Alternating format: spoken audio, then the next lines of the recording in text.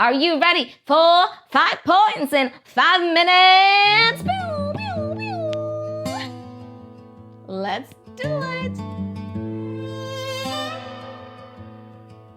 Father Abraham had many sons. Yep, today we're going to be talking about Father Abraham, the father of all fathers. Do you know that when he became a father at 100 years old,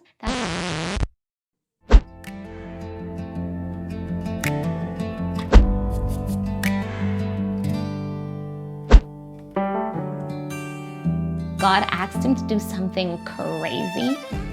He said, "Take your son Isaac, who you love very much, and go to Mount Moriah and sacrifice him to me there."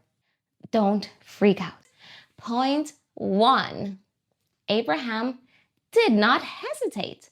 The very next morning, he took his son, his servants, and his supplies, and he started on the journey to the mountain. Point 2. He cared what others might think, but not in the way that you think. Let me continue the story. When he was almost at the place where he was going to give the sacrifice, he told his servants, "Wait here. I'm going to go up and make the sacrifice and worship God, and then we'll come back to you." Did you catch that? He said, "We'll come back to you." Abraham knew that God was up to something remarkable, but he didn't actually know how it was going to happen. And so maybe he really wanted to protect his servants from seeing something that they may not understand. I don't think he cared whether they liked him or not. No. If you have ever heard something or seen something that you wish you never saw, you will understand why he did that. Now, Abraham, he was going all in. Point 3, his yes was yes. Sometimes when we say yes, our yes isn't a real yes. Your mom asks you to clean your room and you stuff the things in the closet instead of cleaning your room. You know yourself. Abraham was not like that. When he said yes to give the sacrifice, he brought the fire, he brought the wood, he brought the knife. His yes was a real yes. So how was he so comfortable to say this yes? Point 4, he trusted God.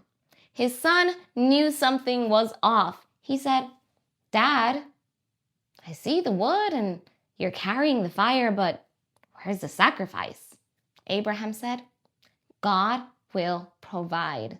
Point 5, God is the ultimate provider. Guys, check this out.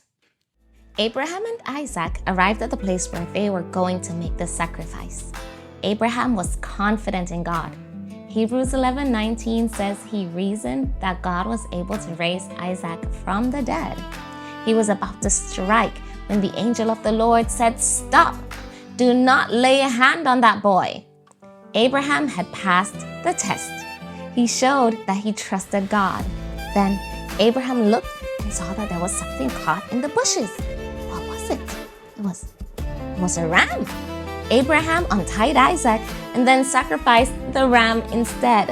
God had provided the sacrifice. Isn't that wonderful? Guys, if God tells us to do something, He is going to provide a way for us to do it. If He whispers in your heart, "Spend more time on your homework," He isn't going to just leave you to figure it out. Maybe He'll send a friend who you can do your homework with. He's not going to just let you suffer alone. When His Son Jesus went to the cross, do you think that God would have allowed it if He didn't know that Jesus could raise Himself from the dead? He wouldn't. He is not an evil God.